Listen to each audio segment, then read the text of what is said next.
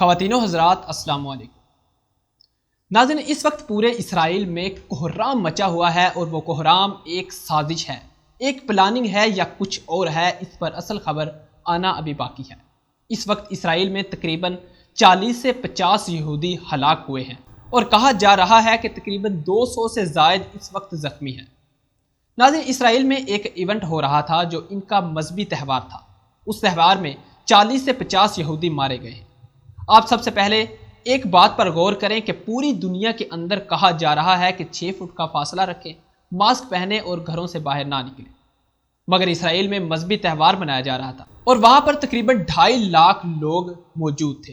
पूरी दुनिया में यहूदियों की तादाद की बात करें तो ज़्यादा से ज़्यादा 1.5 करोड़ यहूदियों की आबादी बनती है। इस लिहाज से वहां पर अच्छी खासी तादाद के अंदर यहूदी पहुंचे हैं। अब इसकी इन्वेस्टिगेशन जारी है।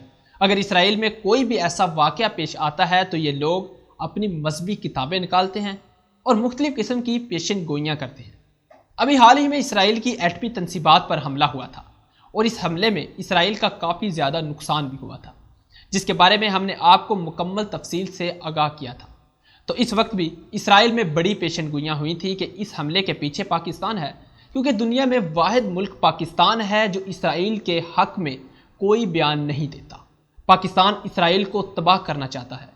इस किस्म की बड़ी पेशन गोइयाँ की गई थी, जबकि वो धमाका शाम ने इसराइल पर किया था। नाज़रीन, यहूदी कहते हैं कि हमारा एक यहूदी दुनिया के 1000 गैर यहूदियों पर भारी है। तो आप समझ लें कि इनके 50 लोग मरने का मतलब है कि वो ये समझते हैं हमारे 50,000 लोग मारे गए और ये इसराइली पूरी दुनिया से एक एक यहूदी को वापस अपने मुल्क में लेकर आते हैं।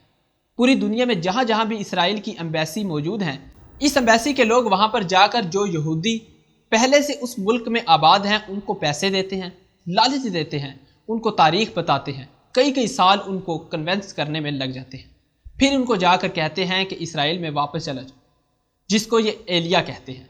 और ये बहुत मुश्किल काम है, क्योंकि आज आप देख लें जो पाकिस्तानी दूसरे ममालिक में पैदा होते हैं, वहाँ पर शादी करते हैं, इनको आप कहें कि आप पाकिस्तान आएँ, वो नहीं आते, लेकिन यहूदी इनको वापस लेकर आते हैं। अब यहाँ पर इस इवेंट में इनके 40 से 50 लोग मरे हैं और वहाँ पर एमरजेंसी नाफिज हो चुकी है और पूरे इसराइल में सायरन बजना शुरू हो गए हैं। लोगों को अलर्ट किया जा रहा है, क्योंकि वैसे भी इसराइल में हर वक्त जंग रहती है।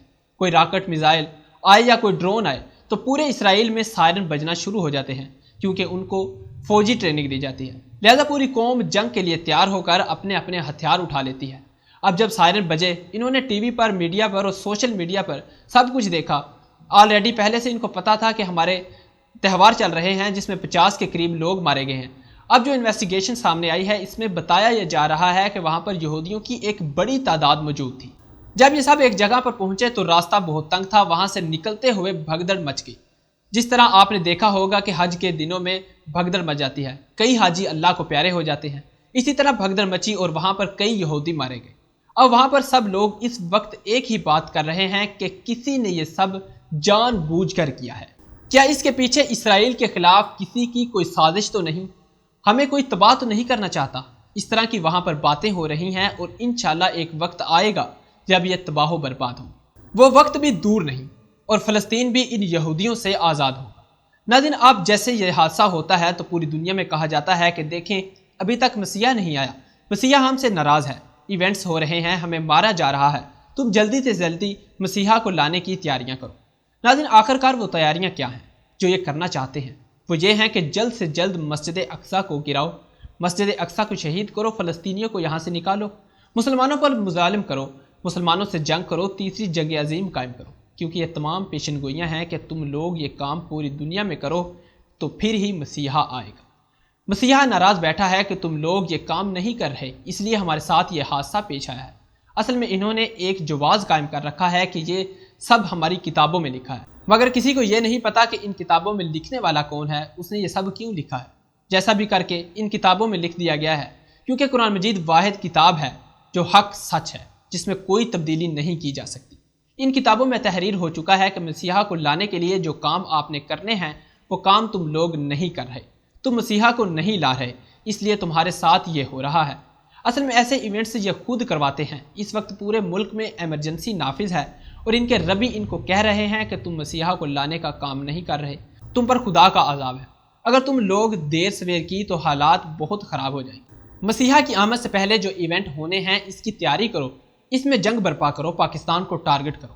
اسرائیلی پاکستان کو سمجھتے ہیں کہ امت مسلمہ کے اندر یہ ہماری راہ میں سب سے بڑی رکاوٹ ہے، لہٰذا اس پوری صورتحال میں اب وہ کہہ رہے ہیں کہ مسیحا آنا ہے، یہ آپ کو سزا دی جائے گی، اب جلد سے جلد جنگیں شروع کریں تاکہ مسیحا کو لانے کی تیاریاں کی جا سکیں۔ ناظرین، اب آپ کو آنے والے دنوں میں پوری دنیا میں بڑی تیزی سے تباہی نظر آئے گی۔ آپ دیکھیں کہ پوری دنیا بند ہے، ان کے ایونٹس چل رہے ہیں، اس میں 2.5 لاکھ لوگ شرکت کر رہے ہیں، ہمارے حج بند ہیں، ہمارے عمرے بند ہیں، ہم لوگ 5-5 ہزار لوگوں کو بھیج رہے ہیں، یہ 2.5 لاکھ لوگوں کو بلا رہے ہیں۔ تو اس سے پہلے کہ دیر ہو جائے آپ لوگ سمجھ جائیں کہ دنیا کس طرف جا رہی ہے۔ مسلمان امت مسلمہ کو مل کر کچھ سوچنا چاہیے کہ دنیا میں آخر ہو کیا رہا ہے اور ہمیں آخر کرنا کیا چاہیے۔ اللہ پاک سے دعا ہے کہ اللہ پاک امت مسلمہ کے لیے آسانیاں پیدا کرے اور پاکستان اور امت مسلمہ کو اپنے حفظ و امان میں رکھے۔ ملتے ہیں نئی ویڈیو کے ساتھ، تب تک ہمیں اجازت دیجیے۔ اللہ نگہبان۔